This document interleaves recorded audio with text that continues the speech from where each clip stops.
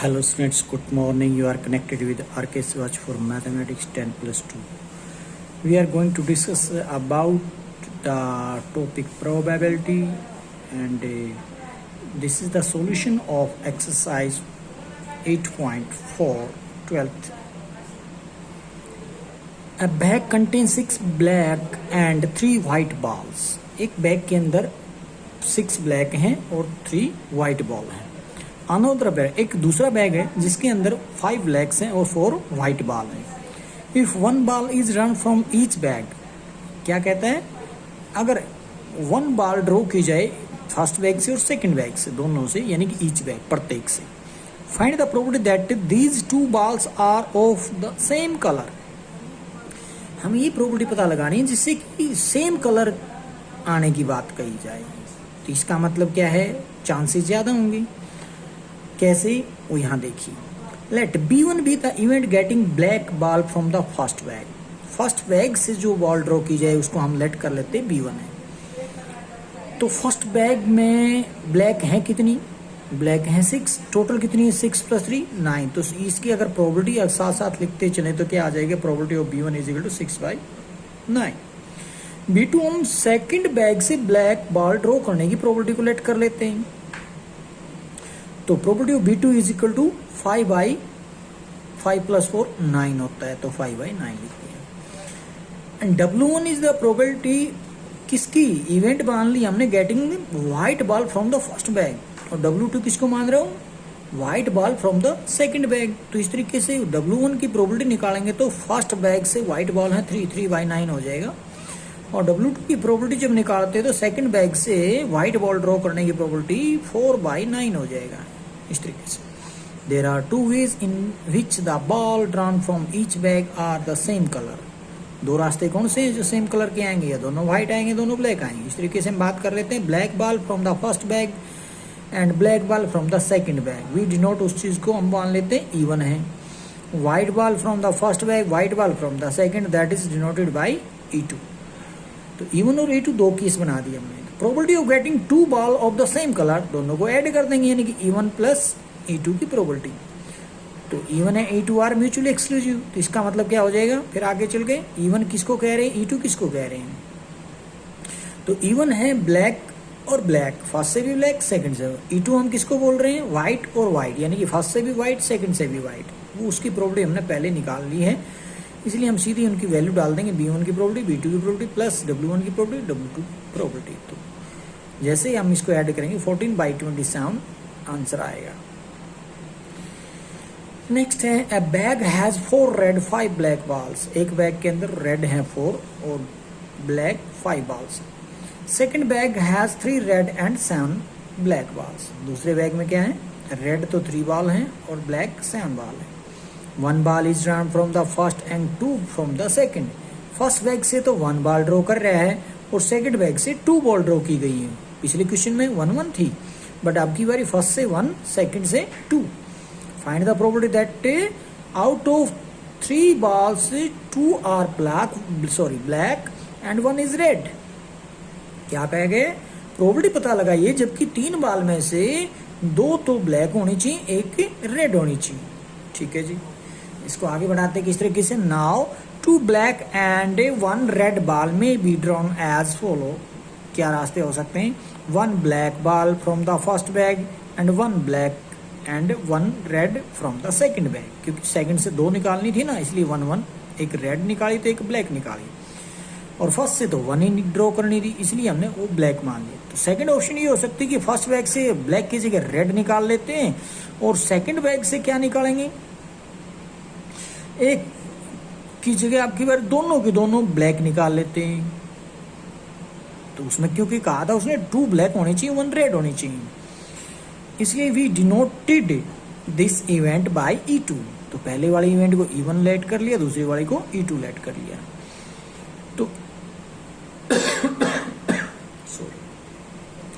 Late कर लेते हैं. A B the event drawing black ball from the first bag, और B क्या है, वो इवेंट रहेगी जबकि ब्लैक बॉल ड्रॉ कर लेंगे and 1 red ball from the second bag. C event को मान लेते हैं हम drawing red ball from the first bag.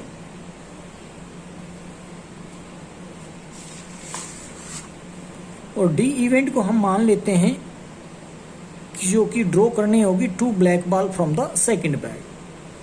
तो इस तरीके से प्रोबेबिलिटी ऑफ ए क्या आ जाएगी 5/9, प्रोबेबिलिटी बी क्या आ जाएगी 1 ब्लैक 1 रेड जो कि सेकंड बैग से। तो इसलिए हम सीधा कॉम्बिनेशन भी यूज कर सकते हैं, अगर 2 होता तो भी हम कॉम्बिनेशन तो जरूरी था। अब की बारी 7 × 3 आप जरूर लिखेंगे और वरना आप कॉम्बिनेशन ही यूज करके चलो क्योंकि कोई कन्फ्यूजन पैदा ही नहीं होगा। इसलिए 7C1 × 3C1, क्योंकि हमारे पास जो बात कर रहे हैं ब्लैक बॉल्स की और रेड बॉल की, तो सेकंड बैग में ब्लैक 7 है तो 7 में से 1 ड्रॉ करनी है, रेड 3 है तो 3 में से 1 ड्रॉ करनी है, इसलिए 7C1 3C1 बाई 10C2, जिसकी कैलकुलेशन आ जाएगी सोल्व करके, कॉम्बिनेशन तोड़ोगे तो 7/15।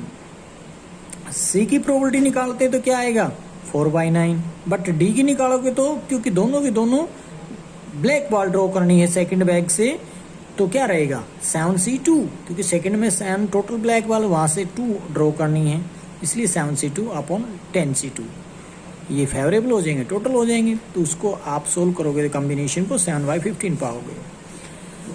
Probability of drawing 2 black balls and 1 red ball, probability of E1 और E2, probability of E1 plus probability of E2, क्योंकि E1 E2 म्यूचुअली एक्सक्लूसिव है इसलिए हम लिख रहे हैं। प्रोबेबिलिटी ऑफ ए बी क्या हो जाएगा, क्योंकि E1 जो इवेंट लेकर चले थे आप, जो केस बनाए थे हमने 2, तो E1 हम किसको कह रहे थे ए और बी के लिए बात कर रहे हैं, क्योंकि ए और बी हमें जो इवेंट डाली गई हैं वो ए और बी आ जाएंगे और यहाँ पर सी डी आ जाएंगे E2 की जगह। तो probability of A into probability of B आ जाएगा यहाँ पर और probability of C into probability of D आ जाएगा यहाँ पे। अब इनकी वैल्यू उठाकर रख देंगे। प्रोबेबिलिटी ए की 5/9 है, बी की प्रोबेबिलिटी 7/15 है और उसके बाद अपने पास है प्रोबेबिलिटी ऑफ सी 4/9 लिख दिया हमने, इनटू में प्रोबेबिलिटी ऑफ डी की वैल्यू यहाँ से 7/15 रखेंगे तो इनको सोल्व करेंगे तो 7/15 आ जाएगा। 14 A box contain 3 red and 5 blue balls, एक बॉक्स के अंदर रेड 3 है तो ब्लू 5 है balls. 2 balls are drawn from this bag one by one at a time randomly without replacement. Find the probability of getting 1 red 1 blue balls. तो क्या कहा उसने 2 बॉल ड्रॉ करनी है 1 by 1, पहले एक ड्रॉ करेगा फिर दूसरी ड्रॉ करेगा एक ही समय पर है तो, और वो भी विदाउट रिप्लेसमेंट। जिस बॉल को ड्रॉ फर्स्ट टाइम करेगा तो उसको वापस नहीं रखेगा, फिर दूसरी ड्रॉ करने की जगह आपको देखना है किस चीज़ में कमी आएगी। तो इस तरीके से हम 2 इवेंट तो कम से कम बना के ही चलेंगे इस चीज़ को, वो कौन सी रहेंगी वो देखिएगा। In two draw 1 red 1 blue ball can be drawn in the following way. First way क्या है, red ball in the first draw and blue ball in the second draw, हम उसको डिनोट कर लेते हैं E1 से। या फिर रेड की जगह हम बात कर लेते हैं फर्स्ट ड्रॉ में तो ब्लू आ जाए और सेकंड ड्रॉ में रेड आ जाए, इसको हम डिनोट कर लेते हैं E2 से। Let R1 R2 be the event of getting red ball in the first and second draw respectively. R1 R2 क्या है, रेड बॉल ड्रॉ करने की प्रोबेबिलिटी को बोल रहा हूं, और B1 B2 क्या चीज लेट कर लेते हैं, getting blue balls in the first and second draw B2 बोल लेते हैं respectively. Here the ball drawn in the first draw is not replaced, क्योंकि ये बताया गया है कि विदाउट रिप्लेस की बात हुई है तो फर्स्ट ड्रॉ जो भी करोगे बाद में बॉल को वापस नहीं रखा जा रहा, तो सेकंड ड्रॉ पे आपने विशेष ध्यान रखना है किस चीज में कमी आएगी।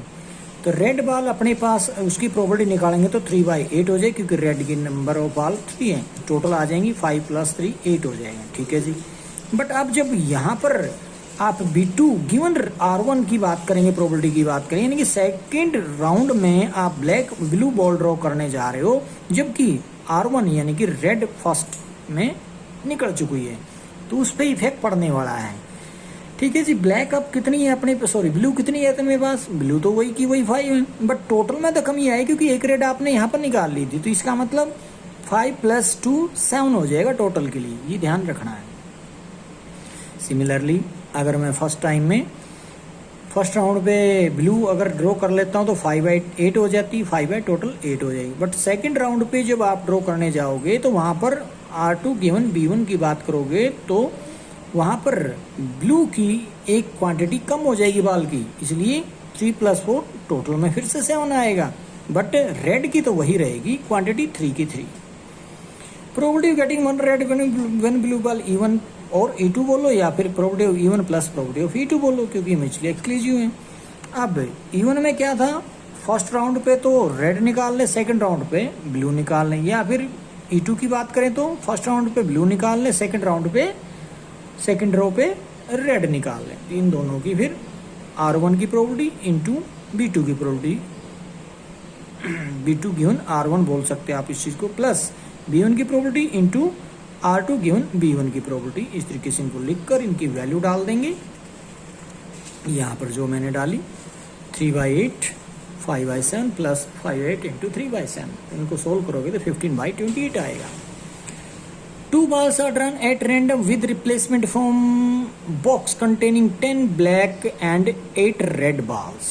क्या कहा गया, 2 बाल ड्रा कर रहा है आपकी बारी, विदाउट और विद रिप्लेसमेंट, इस बात का भी ध्यान रखा करो। तो उसने बोला विद रिप्लेसमेंट, पिछले क्वेश्चन में था विदाउट रिप्लेसमेंट, बट अब की बारी विद रिप्लेसमेंट बोला गया है।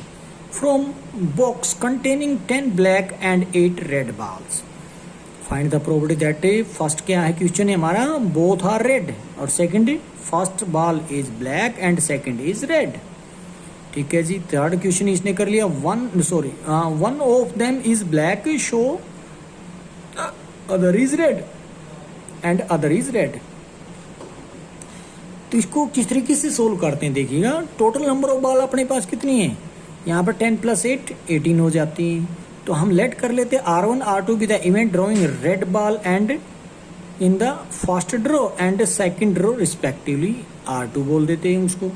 B1 B2 किसको लेट कर लेते हैं इवेंट को, drawing black ball in the first and second draw respectively, यानी कि फर्स्ट ड्रॉ पे B1 बोल देते हैं, सेकंड ड्रॉ पे B2 बोल देते हैं।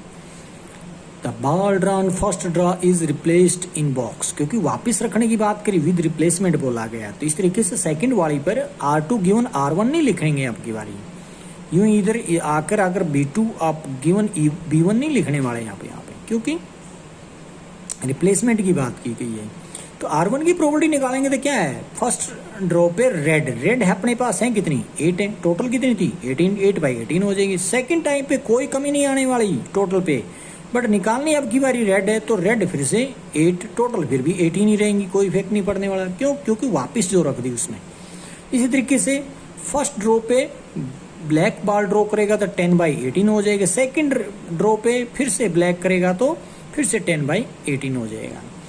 अब उनके आंसर देने के लिए आगे बढ़ते हैं। Probability that the red ball drawn in the both draw, दोनों केस में रेड निकालते 8/18 into 8/18 that is 16/81। Probability first second question है, यानी किसी का पार्ट है सेकंड कि first ball is black and second red, उसको किसी कैसे लिखेंगे, ब्लैक रेड, यानी कि ब्लैक भी फर्स्ट राउंड पे और सेकंड ड्रॉ पे रेड, तो इस तरीके से ब्लैक की और रेड की प्रोबेबिलिटी मल्टीप्लाई कर दी जाएगी। थर्ड में बोला था उसने one of them is black and other is red, एक ब्लैक हो तो दूसरी रेड हो, उसमें भी आप देखोगे तो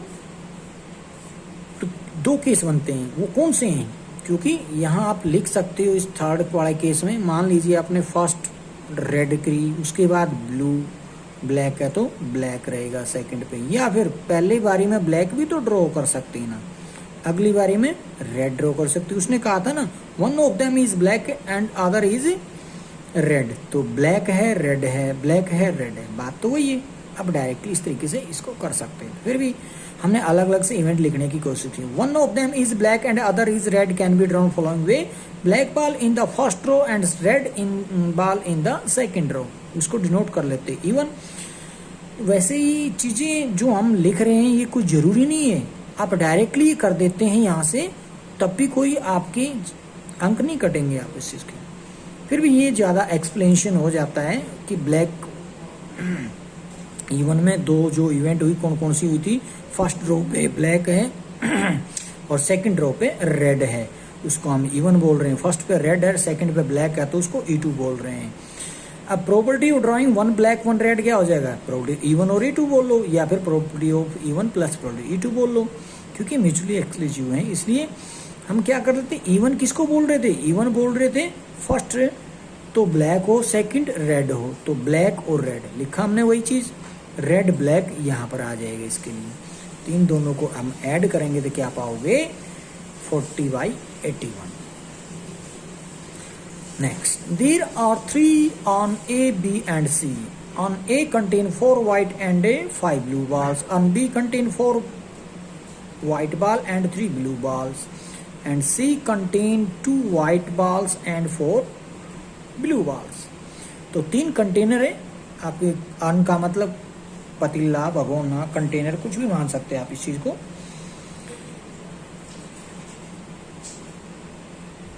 आगे पूछा है हमारे से, 1 ball is drawn from each of these on. प्रत्येक अन से बात कर रहा है, प्रत्येक उस कंटेनर से बात कर रहा है, एक बाल को ड्रॉ करने के लिए कहा है। व्हाट इज द प्रोबेबिलिटी, किस चीज की, that out of 3 balls drawn 2 are white and 1 is blue ball. इसको किस तरीके से देखते हैं आप,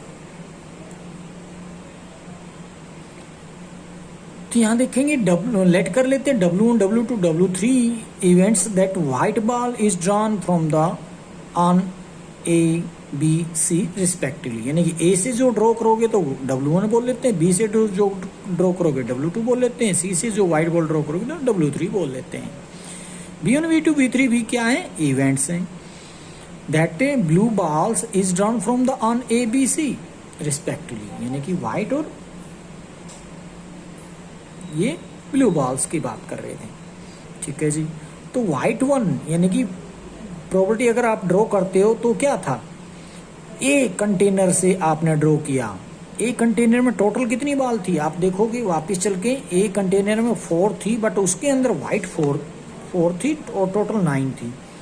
व्हाइट 4 मैं जो कह रहा हूँ सही बात है, टोटल बात करूँ तो 5 + 4 9, तो 4/9 हो जाएगी प्रॉपर्टी, ये हमने लिखा 4/9। इसी तरीके से W2 की, यानी कि सेकंड कंटेनर में व्हाइट, टोटल व्हाइट तो 4 हैं, टोटल की बात करूँ तो व्हाइट और ब्लू दोनों को ऐड करूँगा तो 7 पाओगे।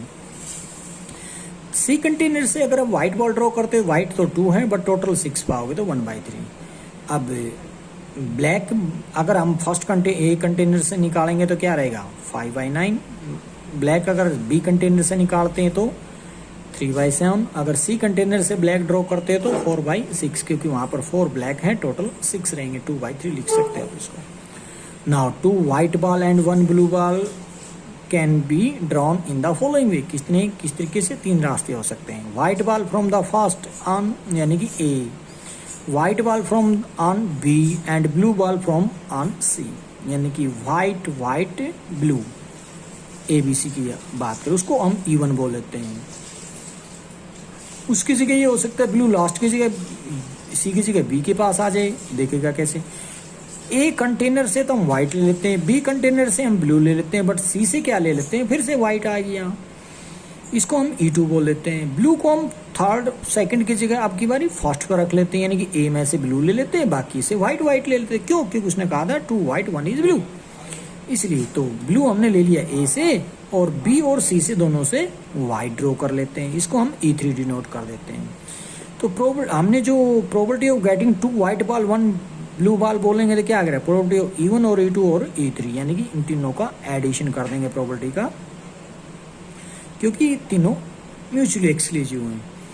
अब प्रोबेबिलिटी ऑफ W यानी कि E1 क्या था, फर्स्ट यानी कि A से व्हाइट निकालना, B से व्हाइट निकालना, C से ब्लू निकालना, और E2 क्या था, फर्स्ट यानी कि A से व्हाइट निकालना, B से ब्लैक निकालना और C से व्हाइट निकालना।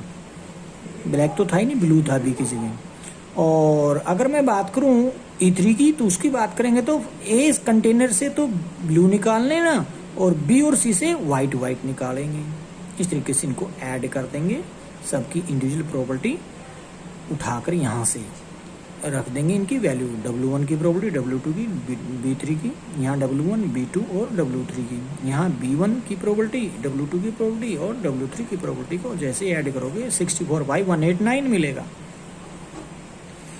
तो एक तरीके से समझने की तो बात है कि इवेंट हम कौन सी लेकर चल रहे हैं, किसको क्या नाम दे रहे हैं, उसके हिसाब से हम आगे बढ़ते। थोड़ी सी दिक्कत आएगी, बस इवेंट्स को कंसिडर करने में रहेगी। 17. 2 balls are drawn at random from a bag containing 3 white, 3 red, 4 green and 4 black balls. 1 by 1 without replacement. तो क्या कहा गया? 2 बाल को ड्रॉ किया जा रहा है। एक ही बैग है जिसके अंदर 4 तरह के बाल हैं, 3 तो वाइट हैं, 3 रेड हैं, तो 4 ग्रीन हैं, तो 4 ब्लैक हैं। और 1 by 1 विदाउट रिप्लेसमेंट ड्रॉ किया गया। ध्यान रखना क्या है ये, without replacement. Find the probability that both the ball are the different colour. तो इस तरीके से हम डिफरेंट कलर की बॉल को अगर आप ड्रॉ करोगे तो आप किस तरीके से ड्रॉ कर सकते हो। तो सबसे पहले टोटल बॉल अपने पास कितनी बनती है, 3 + 3 + 4 + 4 दैट इज इक्वल टू 14। अब लेट कर लेते हैं W1 W2 denote the event of drawing a red ball in first and second draw respectively. और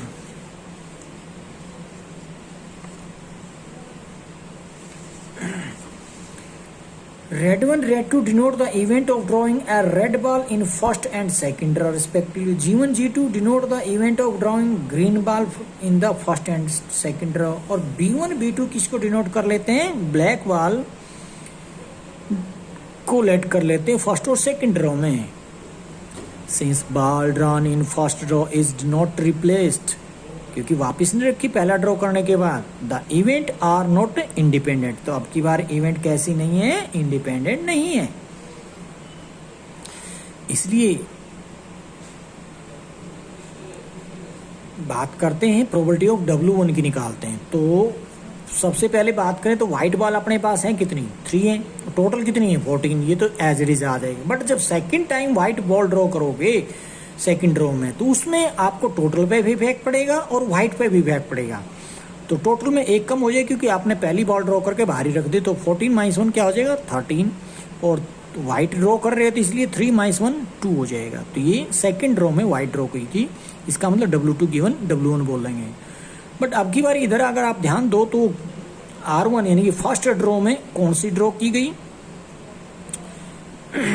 रेड ड्रॉ की। टोटल 14, 3/14 आ जाए। बट सेकंड ड्रॉ में रेड ड्रॉ करनी, जबकि रेड पहले एक निकल चुकी है, इसलिए ये आ जाएगा 2/13।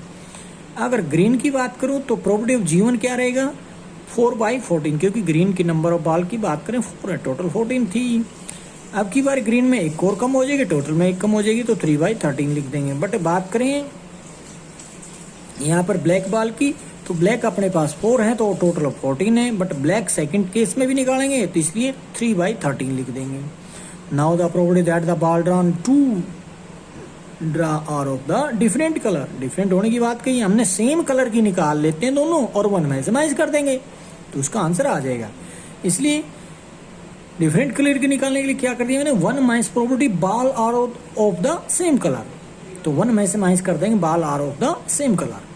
इसलिए probability that the ball drawn are same colour क्या हो जाएगा, W1 W2 या फिर आर रेड 1 रेड 2 यानी कि और G1 G2 और B1 B2। तो बस इनके लिए अलग अलग से प्रोबेबिलिटी रखोगे और उनकी वैल्यू डालोगे उठा के यहाँ से, और उनका जो रिजल्ट आएगा वो रिक्वायर्ड प्रोबेबिलिटी का 1 में से माइनस कर दोगे 18/91 को, तो वो मिलेगा 73/91। ये है रिक्वायर्ड प्रोबेबिलिटी। तो मतलब क्या किया हमने, उस लंबे रास्ते से नहीं गए हम शॉर्टकट से चले। शॉर्टकट का मतलब है उसने कहा था डिफरेंट कलर की होनी चाहिए, तो ऑप्शन ज़्यादा हो जाएंगी। ज़्यादा होने का मतलब क्या होगा, तो वहाँ पर बोल सकते हो कि वाइट रेड हो जाए या रेड वाइट हो जाए या फिर वाइट ग्रीन हो जाए या ग्रीन वाइट हो जाए या वाइट ब्लैक हो जाए या ब्लैक वाइट हो जाए। ऑप्शन ज़्यादा थी इसलिए हम उससे बच रहे सेम कलर की निकाल कर 1 मैक्सिमाइज कर दी, वो भी तो आंसर वही जाएगा। Next, A and B take turn in throwing with 2 dice. तो A और B 2 बच्चे हैं जो कि डाई थ्रो करने के लिए खेल रहे हैं। The first to throw 9 being awarded the prizes. The first to throw 9, तो जिसको 9 मिलेगा वो क्या हो जाएगा? अब ये कहोगे डाइस में 9 कहाँ से आने लग गया? बेटा वो बात कर रहा है 2 डाइस को थ्रो करने की। तो ए और बी अब टर्न बाय टर्न वो डाइस को थ्रो करे, वो भी एक नहीं है 2 हैं। तो जैसे ही आप 2 डाई को फेंकोगे तो ऊपर के जो 2 नंबर आने वाले उन दोनों को ऐड करके देखोगे तो वो क्या मिलेगा? उनको ऐड अगर आप 9 पाते हो तो उसको अवार्ड मिलेगा, प्राइज मिलेगा। If A take the first chance, यानी कि ए अगर खेलना शुरू करे पहली बारी में, यानी कि ए के हाथ में अगर वो डाइस आती हैं, show that their chance of winning are in ratio 9:8। इसका मतलब अगर हमारा आंसर गलत होता है तो हमें पता लग जाएगा कि हमारा आंसर गलत है। तो ठीक है, तो उनकी प्रोबेबिलिटी जो भी निकलेगी ए की और बी की, तो उस तरीके से ए की प्रोबेबिलिटी अपॉन में बी की प्रोबेबिलिटी कटा के 9/8 आना चाहिए। कहने का मतलब 9:8 आना चाहिए। तो चलते हैं। When 2 dice are thrown, the number of the possible outcome क्या आ जाएगा? 6 × 6 36। A sum of 9 may be obtained। sum of 9 किस तरीके से आ सकता है? 1 के साथ तो कोई आएगा नहीं, 2 के साथ कोई आएगा नहीं, तो 3 से स्टार्टिंग रहेगी। 3 6 हो सकता है, 4 5 हो सकता है, 5 4 हो सकता है, 6 3 हो सकता है। मतलब 4 तरीके से आ सकता है जो सम 9 की बात कर रहा है। लेट कर लेते हैं E with the event of A throwing. A कौन है? वो बच्चा है जिसने उस डाइस को थ्रो करने की बात कही है। That is a sum of 9 and F be the event of B throwing a sum 9। तो ई और एफ 2 इवेंट ले ली है हमने। तो ई इवेंट में क्या है? जिसमें ए को 9 मिलेगा, बी यानी कि एफ इवेंट किसको बोल रहे हैं? जो बी बच्चा है उसको सम 9 मिलता है। ठीक है जी। प्रोबेबिलिटी ऑफ वी की बात कर लेते हैं। तो टोटल केस हमने फेवरेबल की बात करें तो 4 है, टोटल हमारे 36 है, तो 1/9 आ जाएगा। अगर एफ की बात करें उसके लिए भी तो वही बनेगा, 4/36 या 1/9 बोलो। नोट ई की बात कर लेता हूँ, यानी कि पहले वाला बच्चा है जो वो उसको 9 ना मिलता हो, 9 ना मिलता है तो इसका मतलब कितने मिलेंगे?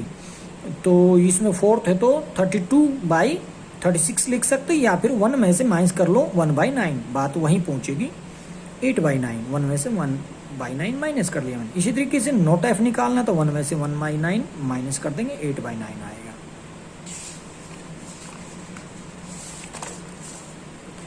Now a win if he throw a sum 9। A कब जीतेगा? जब उनका सम 9 आ जाता है। In the first, third, fifth. क्यों भाई? फर्स्ट के बाद सेकंड क्यों नहीं आया? क्योंकि बारी बारी वो थ्रो कर रहे हैं। पहली टर्न ए की तो दूसरी टर्न तो बी लेगा ना, इसलिए हमने पहले ए को जिताने की बात कही तो बी को हरा देंगे, एक तरीके से यूं बोल सकते हो आप इस चीज को। तो ए विन करेगा तो फर्स्ट में, तो उसके बाद ए विन कैसे करेगा? जैसे कि मान लो मैं यहाँ पर लिख रहा हूँ ए विन कर गया, पहला केस। या फिर ऐसा हो सकता है ए विन ना करे यानी कि हार जाए, बी विन ना करे यानी कि बी भी हार जाए, तो तीसरा नंबर आएगा ना, तो यहाँ पर जीत सकता है फिर, क्योंकि टर्न बाय टर्न चल रहा है इनका। इस तरीके से अगर यहाँ भी नहीं जीत जाता है तो क्या कर लेते हैं? यहाँ हार गया, यहाँ बी को हराना पड़ेगा, फिर ये हार गया ए, बी को फिर हराना पड़ेगा, ए यहाँ पर जीतेगा। तो कौन सा केस आया? फिफ्थ। इसलिए मैंने फर्स्ट, थर्ड, फिफ्थ लिखा मैंने, first, third, fifth. And B does not throw a sum in between the. तो इसके बीच में बी का कोई भी सम 9 नहीं आ रहा उसका, इसलिए हमने ये लिखा है। तो प्रोबेबिलिटी दैट ए विन क्या हो जाएगा? इवन, या फिर नॉट इवन, एफ नॉट ई आ जाएगा। इस तरीके से यानी कि ई तो हम बोल रहे हैं ए की विन करने की, नॉट ई बोल रहे हैं ए विन ना करे, एफ बोल रहे हैं कि बी विन करेगा, एफ नॉट बोल रहे हैं हम बी विन नहीं करेगा। तो इस तरीके से ये सीक्वेंस चलेगी। तो आप देख पा रहे हो probability of E plus probability of not E into not F into E, इस तरीके से सीक्वेंस बढ़ रही है। वही है, इसमें मैंने इनकी वैल्यू डाल दी 1/9 प्लस 8/9 इंटू फिर से 8/9 इंटू 1/9। अब ये एक सीक्वेंस आप देख पा रहे हो कि जीपी की सीक्वेंस बन रही है। Sum of GP up to infinity, formula आपको याद होगा, a/1 - r होता है। तो कैसे पता लगा? क्योंकि आप इसको इससे डिवाइड कर लो, सेकंड को फर्स्ट टर्म से, या फिर थर्ड टर्म को सेकंड से डिवाइड कर लो, कॉमन रेशियो सेम निकलेगा। और डॉट डॉट यानी कि लास्ट टर्म का नहीं पता था, इसलिए इन्फिनिटी तक का हम बोल रहे हैं। तो इन्फिनिटी के लिए हमने फार्मूला पढ़ा था a + ar + ar² up to infinity क्या होता है? a/1 - r होता है। ए अपना 1/9 है, और रेशियो कैसे निकलेगा, इस टर्म को इससे डिवाइड कर दोगे, इस टर्म को इससे डिवाइड करोगे फर्स्ट से, तो 1/9 कैंसिल हो जाएगा, तो 8/9 का स्क्वायर बचेगा। इसलिए ए अपना 1/9 अपॉन 1 माइनस ए यानी आर स्क्वायर, आर की वैल्यू क्या थी 8/9 का स्क्वायर, तो 1 माइनस आर लिख दी। इसको सोल्व करोगे 64/81, इसको भी सोल्व करोगे 1 में से माइनस करोगे तो 17/81, जो कि 1/9 को इसने की उल्टा करके लिखोगे तो इसको 17/81 को आप लिखोगे 1/9 मल्टीप्लाई 81/17, दैट इज 9। तो ये कट के इधर से 9/17 हो जाएगा। और अब हमें निकालना है बी के विन करने की प्रोबेबिलिटी, तो लिखेंगे प्रोबेबिलिटी दैट बी विंस। किस तरीके से करेगा, 1 में से प्रोबेबिलिटी माइनस कर देंगे ए की विन होने की, तो 1 minus probability that A wins, तो ए की विन करने की प्रोबेबिलिटी 9/17 है, तो 1 माइनस 9/17 हो गया, तो क्या रहेगा 8/17। Hence the ratio of their chance of winning are, किस तरीके से हम ए को पहले लिखेंगे 8/17 को बाद में लिखेंगे, तो ए की प्रोबेबिलिटी क्या थी विन करने की 9/17, रेशियो यानी कि डिवाइड 8/17। अब 9/17 को डिवाइड करोगे 8/17, 17 से 17 कट होकर 9 रेशियो 8 या 9/8 रह जाएगा, तो 9/8 को लिख देंगे 9/8। Next, A and B throw a dice alternatively till one of them get a 6।